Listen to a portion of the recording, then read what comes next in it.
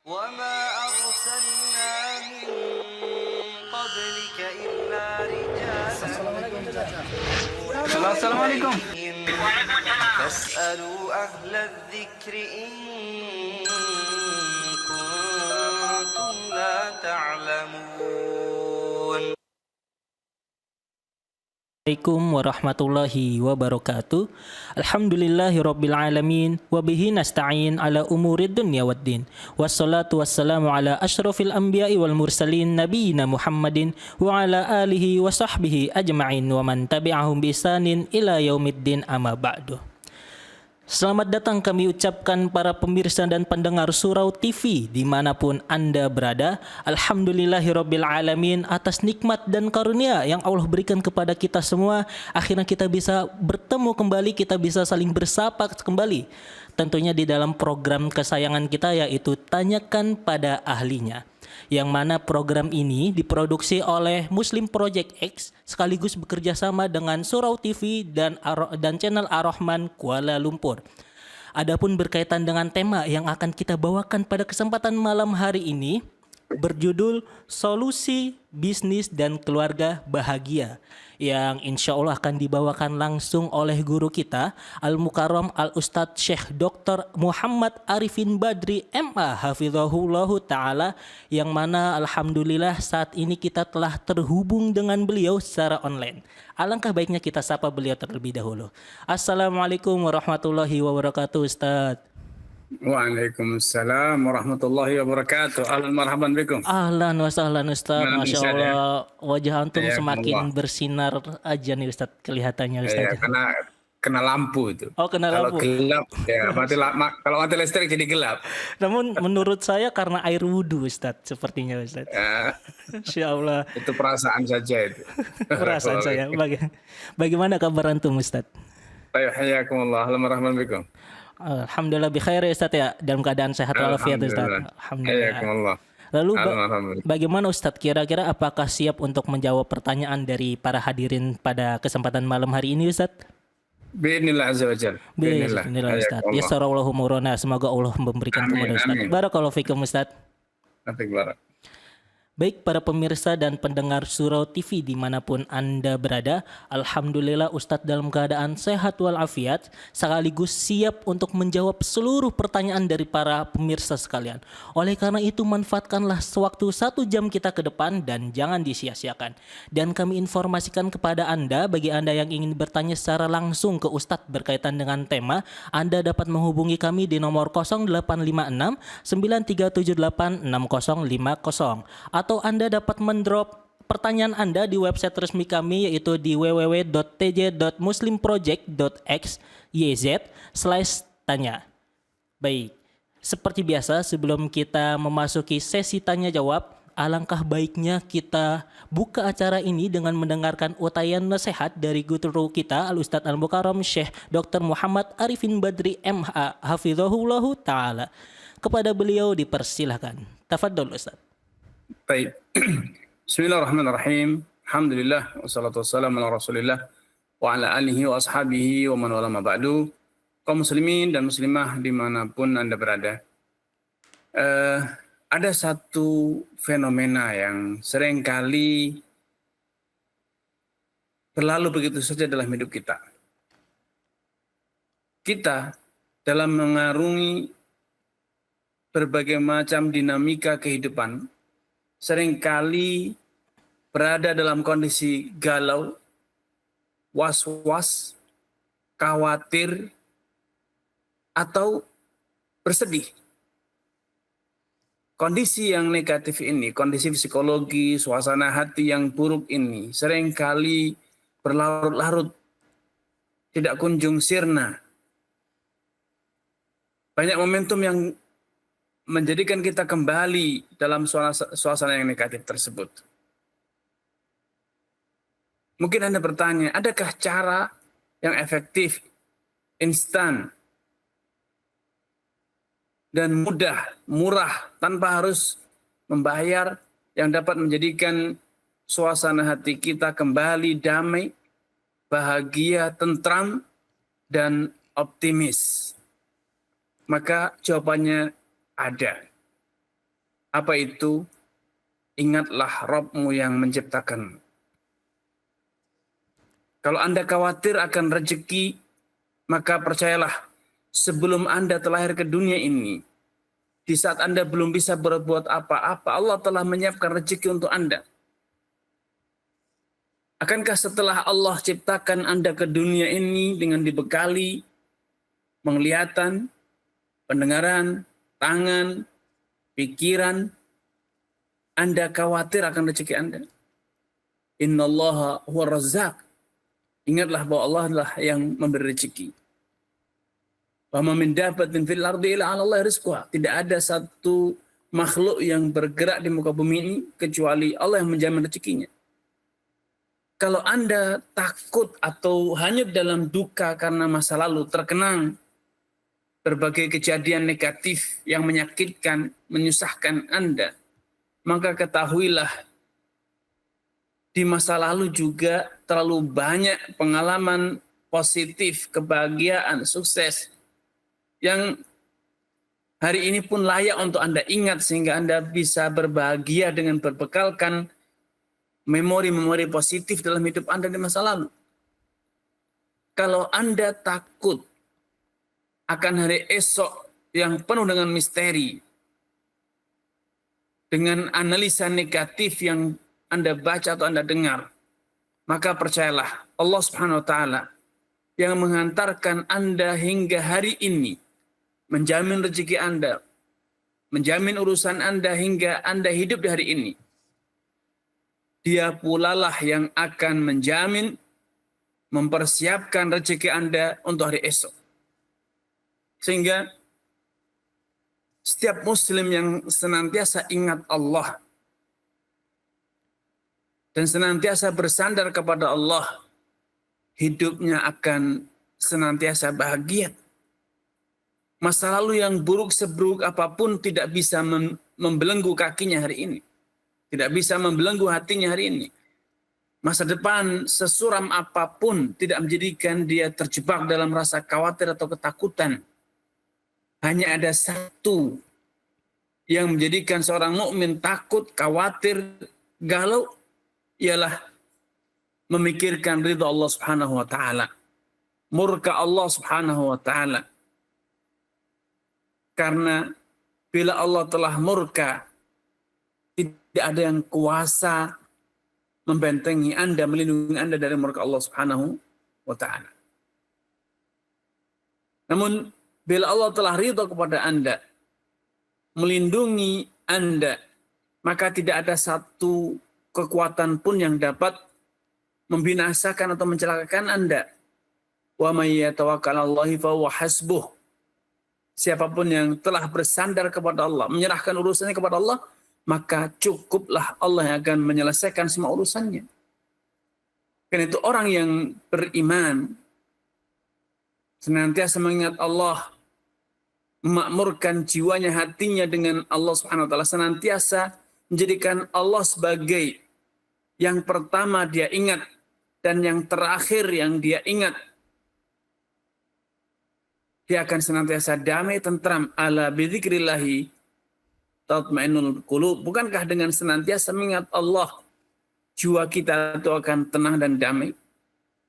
Karena itu dahulu Nabi SAW, setiap kali beliau galau, setiap kali beliau berada dalam kondisi yang dilematis, kondisi yang susah, maka tempat pelarian beliau adalah sholat, mengetuk pintu Allah, bermunajat dengan Allah, memohon kepada Allah Subhanahu wa taala dan menyebut Allah Subhanahu wa taala, mengakui ketidakberdayaannya di hadapan Allah Subhanahu wa taala untuk menurunkan pertolongan dan bantuannya.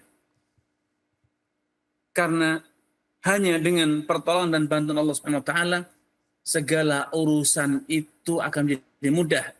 Sehingga dahulu Nabi SAW seringkali mengulang sebagai inspirasi pribadi beliau dan juga contoh bagi umatnya dengan menyatakan, Allahumma la sahla illa ma ja'altahu sahla wa anta taj'alul hazna idza syi'ta sahla. Ya Allah, tiada kemudahan kecuali kemudahan yang Engkau berikan, yang datang darimu.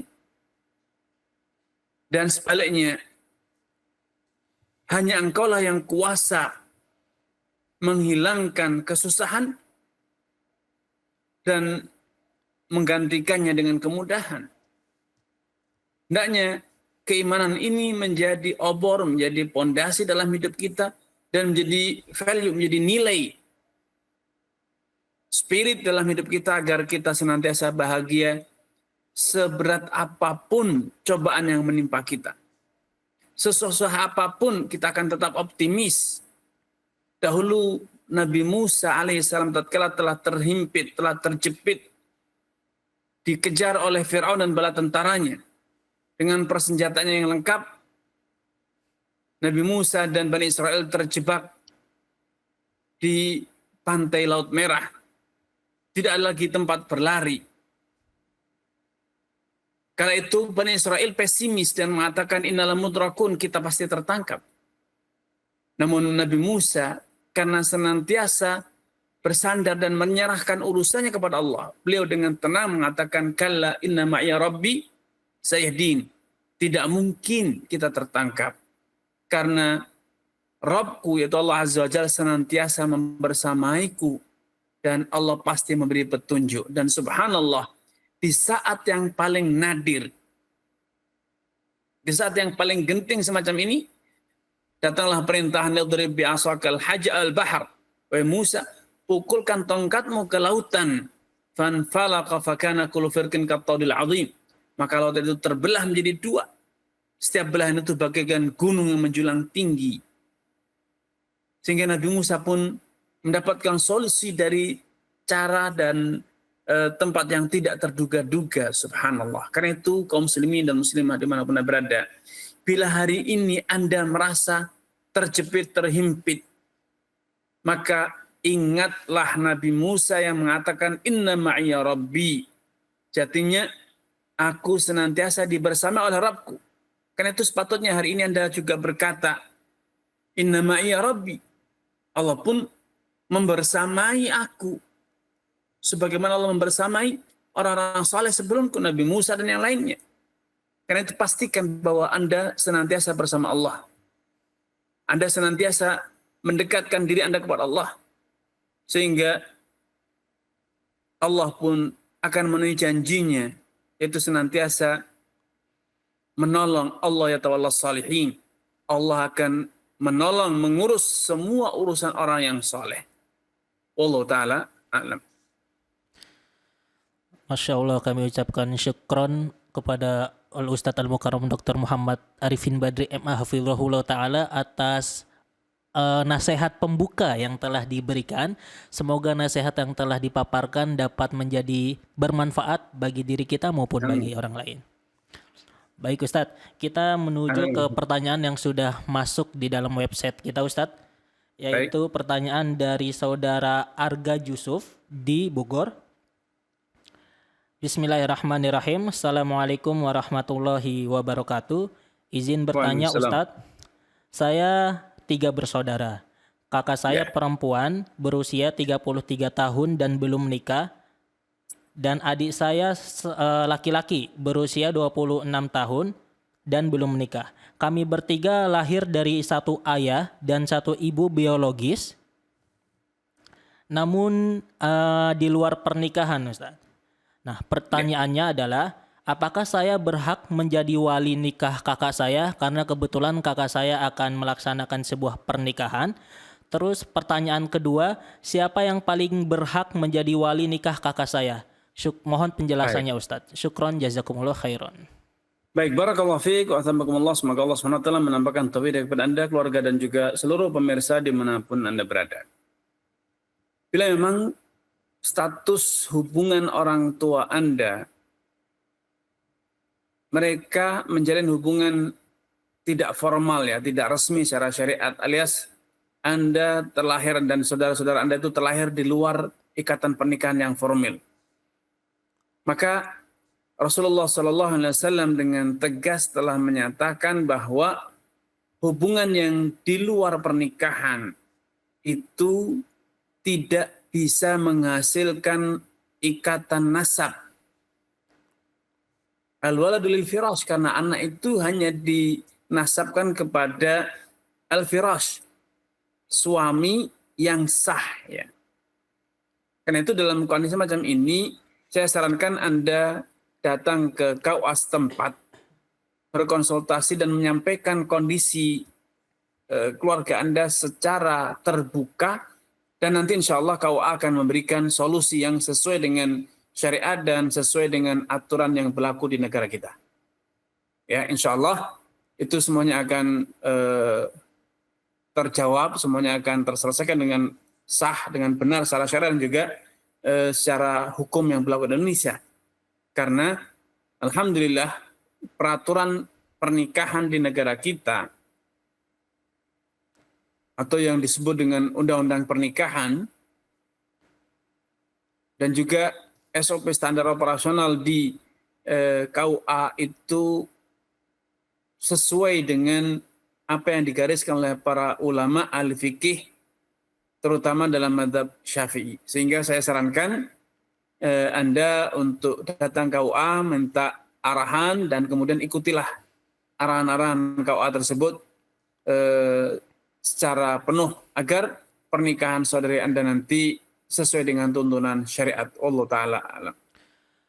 Kami ucapkan syukron jazakumullah khairan katsiran Ustaz atas jawaban yang telah dipaparkan. Semoga dapat menjawab pertanyaan dari saudara Arga Yusuf di Bogor.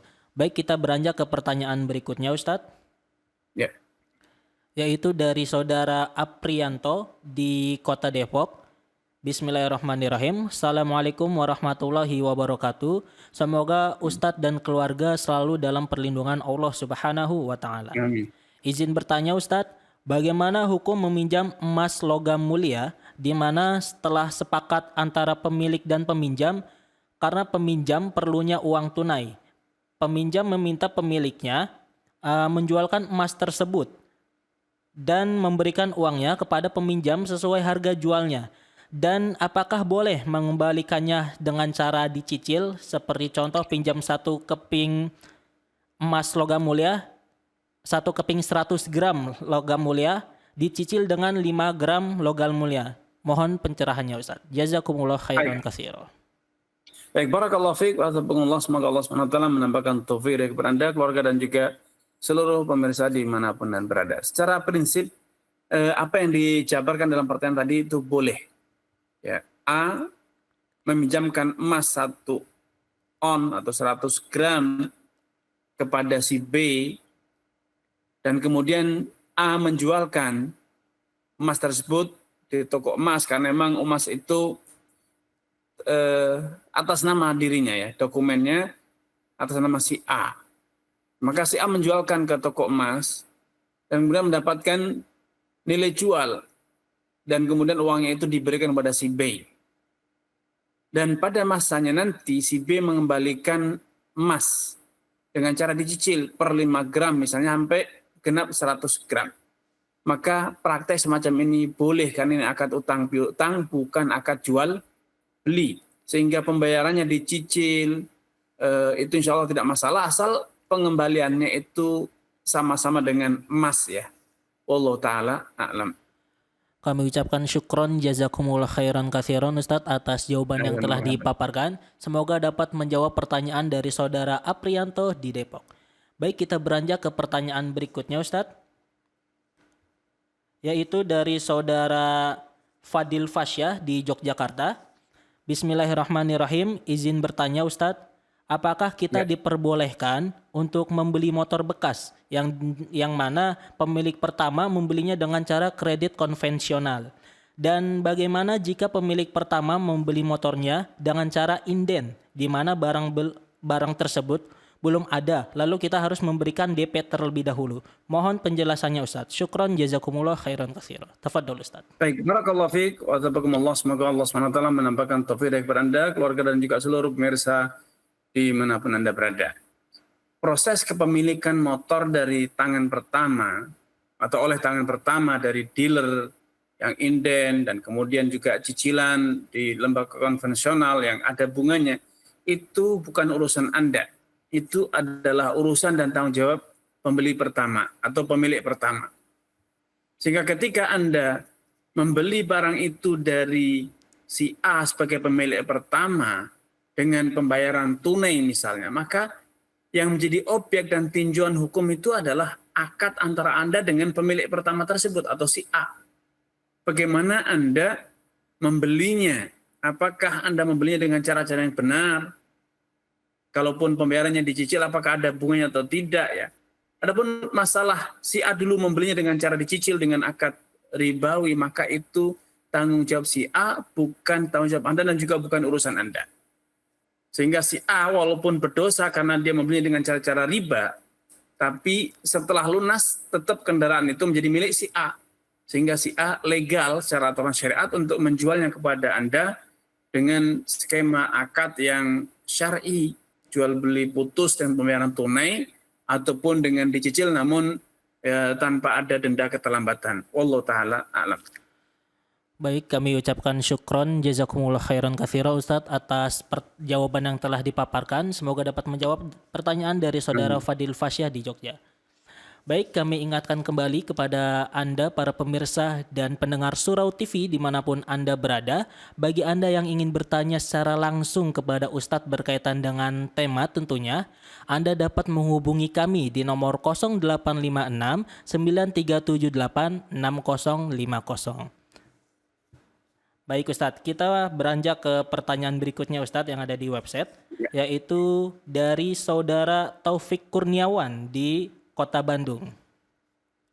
Bismillahirrahmanirrahim. Assalamualaikum warahmatullahi wabarakatuh. Izin bertanya, saya bekerja di suatu perusahaan vendor call center di mana perusahaan ini menaungi penyedia jasa call center dari berbagai perusahaan.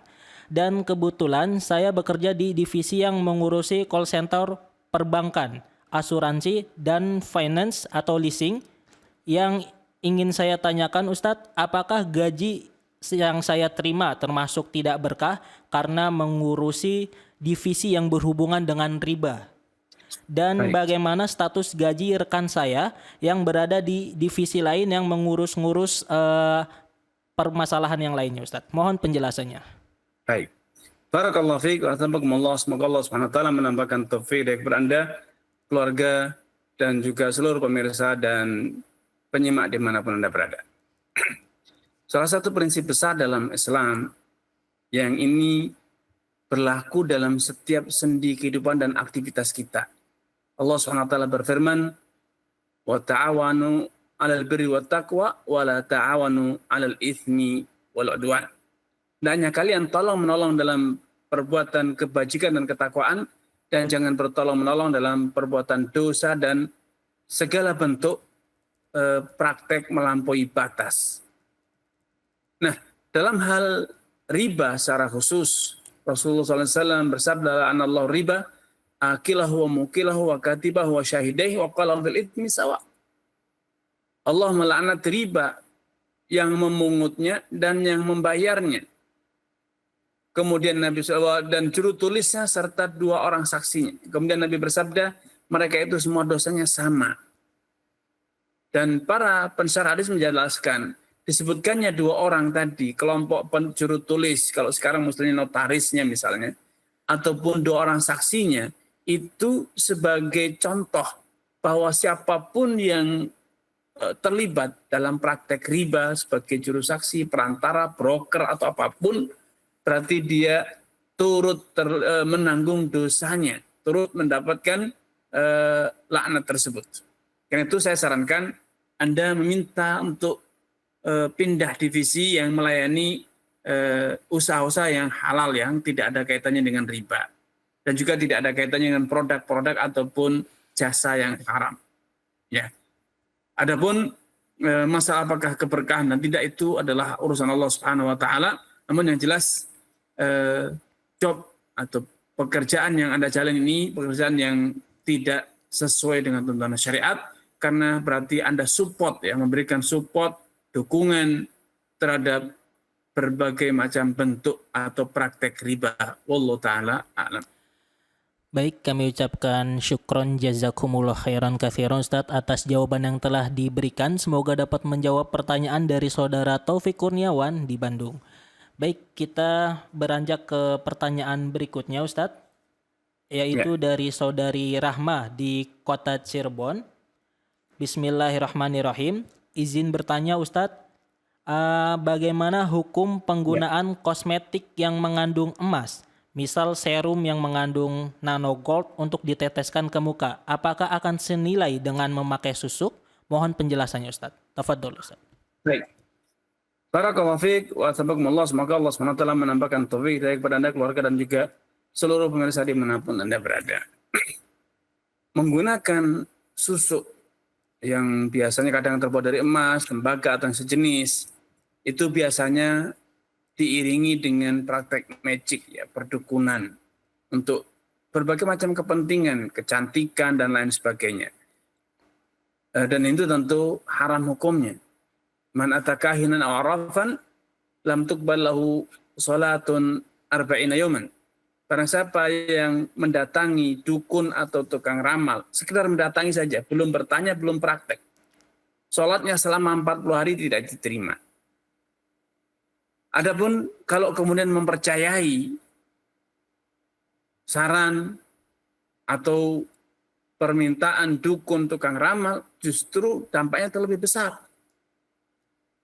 Man sa'ala kahinan fasaddaqahu bima qala faqad kafara bima unzila ala Muhammad. Siapapun yang bertanya kepada dukun dan kemudian dia percaya dengan jawaban dukun, maka dia telah kufur dengan syariat yang diturunkan kepada Nabi Muhammad SAW. Adapun menggunakan serum, menggunakan kosmetik yang mengandung unsur emasnya, maka selama tidak ada ritual ataupun tidak diiringi dengan hal-hal yang bersifat magic, maka itu insya Allah halal, ya, bagi wanita, karena memang wanita halal untuk menggunakan perhiasan emas. Ya, bisa jadi penggunaan materi emas ini untuk menimbulkan kesan berkilau, kekuningan, dan seterusnya, atau mungkin cerah, warna kulit yang lebih cerah, maka selama itu tidak diiringi dengan hal-hal yang magic, betul-betul untuk kosmetik semata, ya, maka insya Allah halal selama tidak membahayakan kesehatan Anda sendiri. Allah Ta'ala a'lam. Kami ucapkan syukron Ustadz, jazakumullah khairan katsira atas jawaban yang telah diberikan. Semoga dapat menjawab pertanyaan dari saudari Rahma di Cirebon. Baik Ustadz, izin membacakan pertanyaan berikutnya, yaitu dari saudara Hamzah di kota Jakarta. Bismillahirrahmanirrahim. Assalamualaikum warahmatullahi wabarakatuh. Izin bertanya Ustadz, kami melakukan transaksi jual beli seperti saya menghubungi pihak A dan pihak A mengirimkan foto barang yang mau dijual dengan harga yang sudah ia terakan kepada saya. Setelah harga setuju, pembayaran saya titipkan lewat B dengan cara ditransfer ke pihak B untuk dikasih ke pihak A, dan untuk sementara barang saya titipkan di pihak A. Kemudian si pihak B membeli barang tersebut ke saya secara kredit dan mengambilnya sendiri barang tersebut ke tempat A. Pertanyaannya, apakah transaksi seperti di atas diperbolehkan Ustadz? Mohon penjelasannya Ustadz. Baik, barakallahu fiik wa tabakumullah. Semoga Allah SWT menambahkan taufik dan hidayahnya kepada Anda, keluarga, dan juga seluruh pemirsa dan penyimak dimanapun Anda berada. Abdullah bin Umar dan juga sahabat yang lainnya meriwayatkan dari Nabi sallallahu alaihi wasallam bahwa Rasulullah SAW antuba as-silah haitsu tubta hatta yahuzaha tujaru ila rihalihim. Nabi sallallahu alaihi wasallam melarang barang untuk diperjualbelikan kembali, untuk resell, ya, untuk dijual ulang di tempat barang tersebut dibeli, sampai barang itu dipindahkan atau diserah terimakan kepada pembeli pertama, untuk kemudian pembeli pertama setelah menerima barang itu menjual kembali kepada pembeli kedua. Nah, bila praktek resellnya, penjualan ulang itu terjadi sedangkan barangnya belum diserah terimakan, masih berada di tangan penjual pertama, maka praktek semacam ini terlarang secara aturan syariat. Karena fungsi jual belinya di sini, atau jual beli pertama di sini, ya sebatas kamuflase saja, alias tidak seutuhnya real, ya.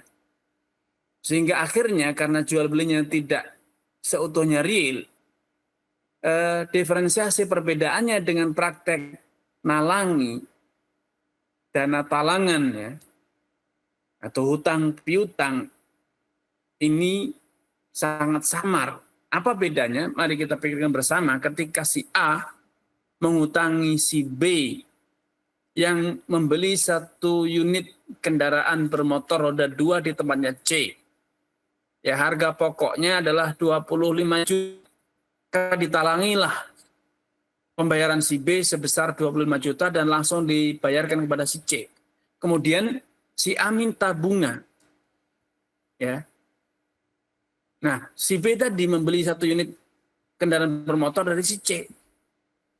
Si A memang betul-betul nalangi. Ini gambaran pertama. Gambaran kedua, si A membeli 1 unit otomotif di si C seharga 20 juta, kemudian dijual kembali kepada si B seharga 25 juta. Barangnya tetap ada di si C, sehingga ketika si B membeli barang itu dari si A, ya dia serah terimanya dari si C, bukan dari si B. Sehingga ketika terjadi cacat, terjadi apapun pada kendaraan tersebut, ya statusnya pasti masih menjadi tanggungan si C, dalam hal ini dealer misalnya. Maka praktek semacam ini diferensiasi perbedaan antara nalangi dan hutang piutang dengan jual beli itu belum nampak. Karena itu Nabi SAW dengan tegas melarang praktek-praktek semacam ini. Menjual kembali barang yang dibeli sebelum barang itu diserah terimakan kepada pembeli pertama. Maka ini oleh para ulama dikategorikan sebagai dzari'atun ila riba. Ya, praktek-praktek yang sangat dimungkinkan terjadinya praktek-praktek riba, ya. Allah taala alam. Baik, kami ucapkan syukran Ustadz, jazakumullah khairan katsira atas jawaban yang telah dipaparkan. Semoga dapat menjawab pertanyaan dari Saudara Hamzah di Jakarta. Baik, kita beranjak ke pertanyaan berikutnya Ustadz, yaitu dari Saudara Nizar Zulmi di Kota Jakarta Timur. Bismillahirrahmanirrahim. Assalamualaikum warahmatullahi wabarakatuh. Izin bertanya Ustadz, saya adalah pemilik counter dan di counter tersebut saya membuka jasa transfer. Pertanyaan saya, misal ada yang menggunakan jasa transfer saya, ia transfer ke rekening orang lain, bukan rekening pribadi, namun ia membayar uang pokok plus admin jasa transfernya nanti. Akad awal adalah jasa transfer. Terus pertanyaan yang kedua yaitu jika ada yang sama kasusnya, namun ia transfer ke rekening pribadi dan membayarnya juga di waktu nanti utang tersebut, apa hukum transaksi tersebut Ustaz? Mohon penjelasannya. Tafadhol Ustaz. Ya.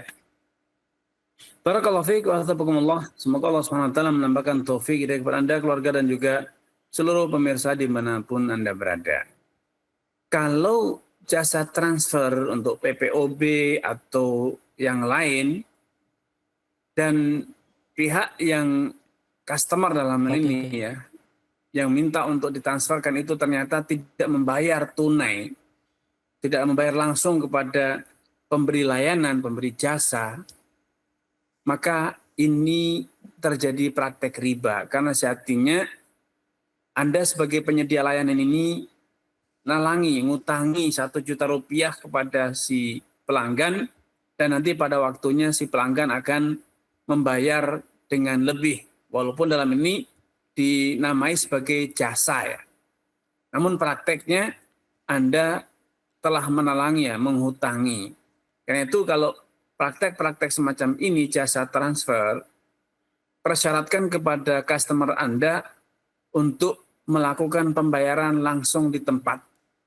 Ya, tunai, baik melalui uang kira langsung dibayarkan kepada Anda, atau melalui transfer ke rekening Anda secara langsung di saat setelah terjadi transaksi, sebelum Anda berpisah dengannya, atau sebelum dia pergi dari tempat toko Anda. Ya, betul-betul dalam satu majelis akadnya selesai lunas. Sehingga kalau dia membayarkan langsung kepada Anda di saat Anda memberikan layanan ini, maka ini bisa dikategorikan sebagai jasa. Anda mentransferkan dana dia kepada orang yang dituju atau perusahaan yang dituju, dan kemudian atas layanan ini, jasa ini, Anda berhak mendapatkan komisi atau mendapatkan upah, ya, jasa. Namun bila dia membayarnya nanti tertunda, maka berarti statusnya, walaupun memang ini layanan, tetapi prakteknya Anda nalangi terlebih dahulu.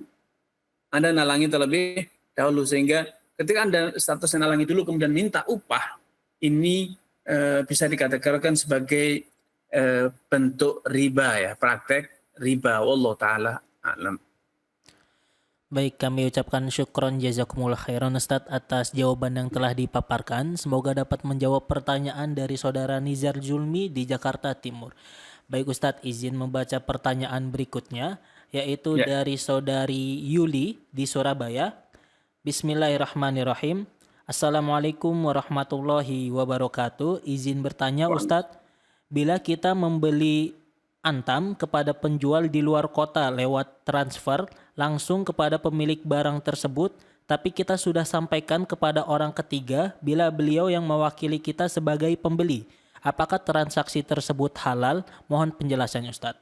Tafadhol. Baik. Barakallahu fiik wa tabarakallah kepada Ibu Yulia. Semoga Allah SWT menambahkan taufik hidayah kepada Anda, keluarga, dan juga seluruh pemirsa dimanapun Anda berada. Bila orang ketiga tersebut, anggap saja namanya Umar, ya, dia yang Anda beri kewenangan untuk menerima emasnya, maka secara prinsip sah-sah saja, boleh, karena berarti transaksinya memenuhi kriteria tunai. Anda bayar saat ini dan saat yang sama perwakilan Anda yang bernama Umar tersebut menerima fisik emasnya, walaupun bisa jadi untuk menerima dia harus menunggu proses antrean, administrasi, sehingga dia harus menunggu beberapa saat. Itu tidak masalah karena berarti dia menunggu di tempat penjual, sehingga masih bisa mengakomodir syarat tunai, ya, syarat tunai. Ya, ketika dia datang ke toko A yang menjual logam mulia antam misalnya, kemudian dia menginfokan kepada Anda harga pembeliannya, kemudian Anda transfer, dan kemudian perwakilan Anda yang bernama Omar itu menunggu layanan untuk disiapkan emasnya, dokumennya, maka praktek semacam ini masih memenuhi kriteria yadan biadin, tunai. Ya, pembayarannya tunai karena Anda langsung transfer, dan kemudian fisik emasnya juga terhitung tunai karena diserah terimakan dalam satu majelis kepada orang yang mewakili Anda atau perwakilan Anda. Wallahu ta'ala alam. Kami ucapkan syukron jazakumullah khairan katsiran Ustadz atas jawaban yang telah dipaparkan. Semoga dapat menjawab pertanyaan dari saudari Yuli di Surabaya.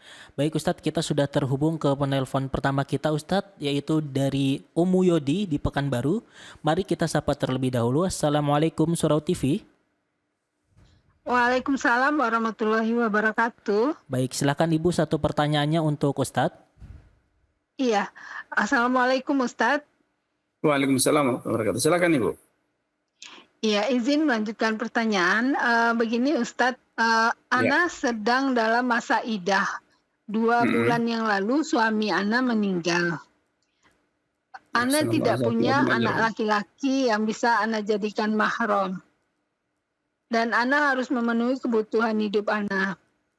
Bolehkah Ana keluar dari rumah untuk memenuhi kebutuhan Ana seperti ke pasar, ke warung, atau misalnya sekali-sekali pergi kajian Ustadz? Karena kalau sendirian di rumah suntuk juga Ustadz.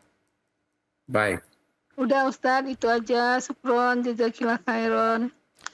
Baik, barakallahu fiik kepada Ummu Yodi. Semoga Allah SWT menambahkan taufik hidayahnya kepada Ummu Yodi, keluarga, dan juga seluruh pemirsa dimanapun Anda berada. Wanita yang menjalani masa iddah karena kematian, ya, suaminya meninggal dunia, memang dia diwajibkan secara aturan syariat untuk menetap di rumah kematian, di rumah di mana suaminya meninggal dunia. Ya, di rumah yang dihuni oleh wanita tersebut bersama suaminya tatkala suaminya meninggal dunia.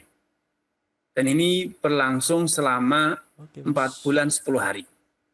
Wanita tersebut tidak boleh keluar rumah dalam arti berpindah rumah atau nginap di rumah lain. Adapun di siang hari, maka wanita tersebut boleh beraktivitas. Baik itu berbelanja, berdagang, bekerja, memanen ladang, atau berkunjung ke kerabatnya, keluarganya, sahabatnya, tidak masalah beraktivitas di siang hari. Namun tidak dibenarkan untuk bermalam. Ya, ketika saatnya bermalam tiba, maka dia harus kembali ke rumah yang dia huni bersama suaminya yang meninggal tersebut. Dahulu di zaman Nabi SAW ketika perang Uhud, selesai perang Uhud, ada sebagian wanita-wanita Ansar yang menjadi janda karena suaminya gugur di medan perang.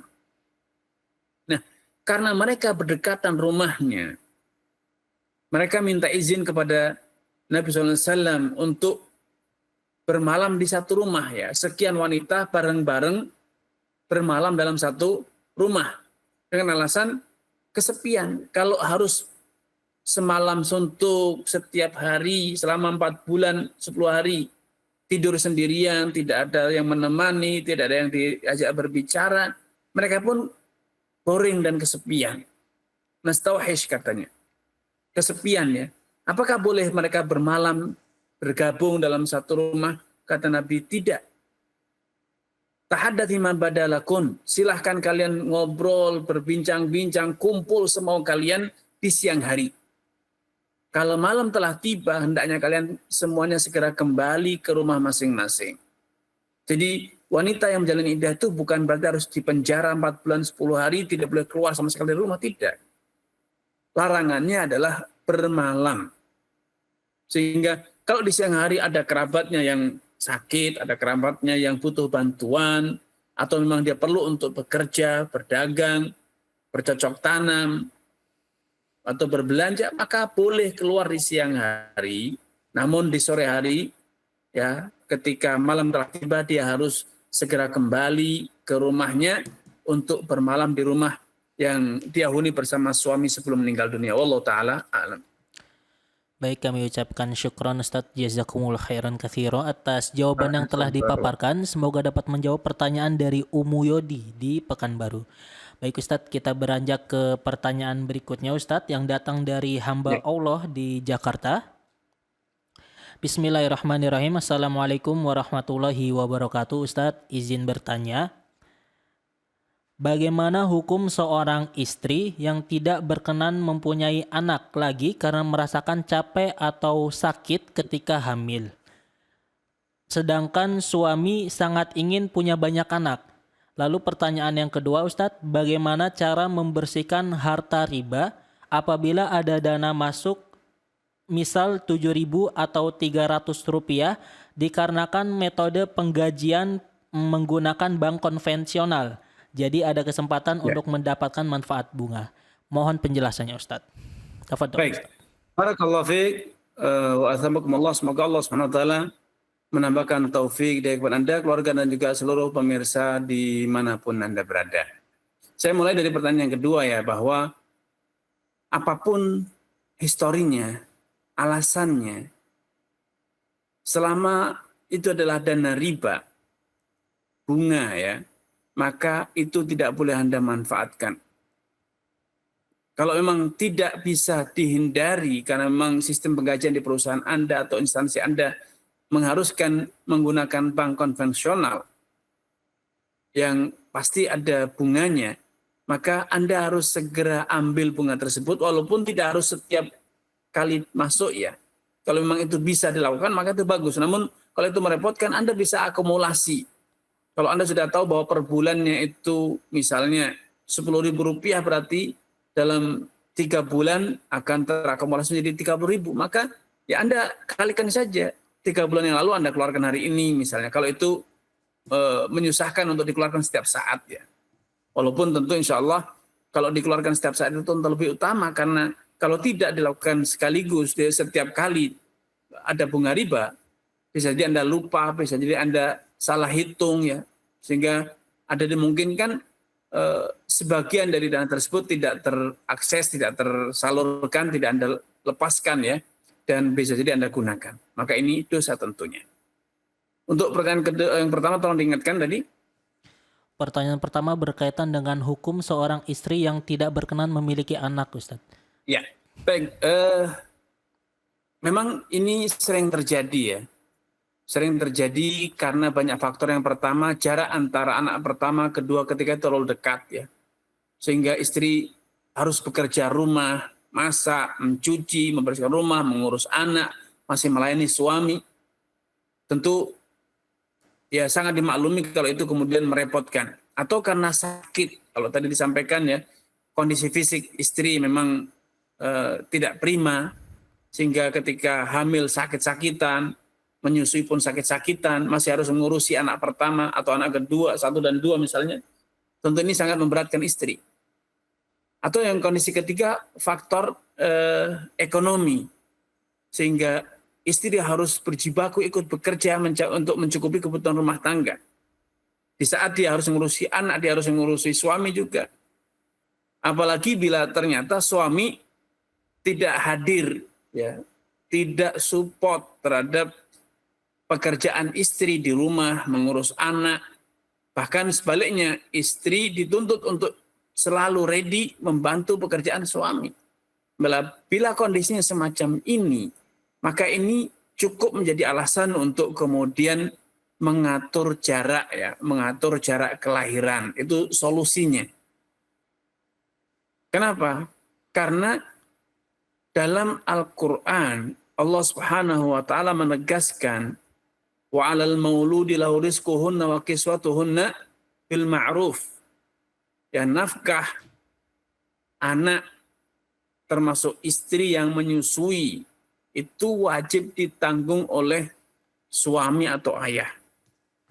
Sehingga dalam konteks hukum, kalau ternyata istri tidak siap menyusui, karena ternyata dia juga sudah hamil lagi atau karena kondisi fisiknya lemah, sehingga dia tidak berkenan menyusui anaknya, maka suami berkewajiban mencarikan ibu susu. Agar apa? Agar beban kerja istri itu tidak berlipat ganda. Nah, kalau suami kurang peduli dengan istri karena menganggap bahwa menyusui itu tanggung jawab istri sebagai ibu, namun ternyata juga pekerjaan sebagai istri tidak dibantu oleh suami, jarak antara anak pertama kedua itu betul-betul mepet, ya, tentu wanita fisiknya lemah, psikisnya juga lemah, maka tentu ini berat. Maka solusinya 1 dari 2, istri menyerahkan urusan anak kepada suaminya agar suaminya mencarikan ibu susu. Sehingga istri bisa fokus hamil kembali. Atau sebaliknya, istri menuntut untuk adanya pengaturan jarak kelahiran. Ya, adapun memutus kelahiran, tidak lagi ingin hamil dengan vasektomi, steril misalnya, maka ini secara hukum terlarang dalam aturan syariat ya. Terlarang dalam aturan syariat karena anak itu adalah rahmat dan karunia Allah Subhanahu wa taala, tidak sepatutnya kita menolak. Ya, bisa jadi kita mungkin hari ini merasa sudah punya anak cukup 2 sepasang anak laki dan perempuan, tapi siapa yang menjamin bahwa kedua anak kita itu akan bertahan hidup hingga dewasa kelak? Bisa jadi mereka meninggal semuanya dalam kondisi masih kecil. Sehingga akhirnya tatkala umur Anda tidak lagi produktif, ya tidak lagi bisa hamil, ternyata anak-anak sudah meninggal semua. Saat itulah Anda akan menyesal. Bahkan banyak orang tua yang hanya memiliki 1 atau 2 anak di masa tuanya menyesal. Karena di saat mereka sudah menginjak umur tua, anak-anaknya semuanya ternyata sudah berpindah rumah bersama suaminya, bersama istrinya. Sehingga orang tuanya mulai kesepian. Saat itu banyak orang tua merasa andai dulu memiliki anak lebih dari 2, lebih dari 3, sehingga hingga umurnya senja itu masih ada anak-anak yang membersamai mereka ya. Wallahu taala alam. Melanjutkan pertanyaan nomor 2 tadi Ustadz berkaitan dengan riba. Alangkah baiknya dikeluarkan kemana dana riba tersebut Ustadz? Ya, dana tersebut disalurkan ya, bukan disedekahkan, tetapi disalurkan sebagaimana kita membuang harta yang tidak baik, sampah dan seterusnya, ya disalurkan kepada fakir miskin atau siapapun yang membutuhkan ya.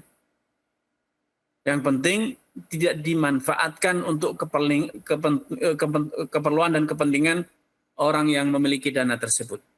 Agar dia tidak terhitung memakan riba. Tetapi konteksnya dia terlepas diri dari dana haram. Wallahu ta'ala a'lam. Lalu kemudian Ustadz berkaitan dengan bank syariah yang ketika kita melihat rekening tiba-tiba ada dana masuk. Padahal di awal akad kita tidak memilih akad bunga manfaat dan potongan ya. Apakah itu termasuk dana riba juga Ustadz atau bagaimana Ustadz? Ya. Penamaan akad menjadi wadiah atau mudharabah atau deposito, sebatas yang saya ketahui yang ada di lembaga keuangan hari ini belum diikuti dengan konsekuensi hukumnya, yaitu masih sebatas nama saja. Prakteknya nasabah safety, dananya dijamin utuh, tidak akan pernah berkurang. Nasabah tidak pernah mendapatkan laporan pengelolaan dana tersebut untuk apa saja, untung berapa, rugi berapa. Dan nasabah juga tidak mendapatkan kepemilikan atas unit usaha yang dibiayai dengan modal nasabah. Sehingga praktek-praktek musyarakah, mudharabah yang diterapkan di lembaga keuangan per hari ini itu belum seutuhnya memenuhi ketentuan syariat. Wallahu ta'ala a'lam. Baik Ustadz, kami ucapkan syukron jazakumullah khairan katsiro atas jawaban yang telah diberikan. Semoga dapat menjawab pertanyaan dari hamba Allah di Jakarta. Baik Ustadz, izin membacakan pertanyaan berikutnya Ustadz, yaitu dari saudara Akbar di Kota Bekasi. Pertanyaannya yaitu, bolehkah kita menjual pembersih untuk perawatan dan pengwangi alat vital wanita dan pria? Mohon jawabannya. Tafadhol. Baik. Barakallahu fiik wa azabakumullah. Semoga Allah SWT menambahkan taufik kepada Anda, keluarga, dan juga seluruh pemirsa dimanapun Anda berada. Oke.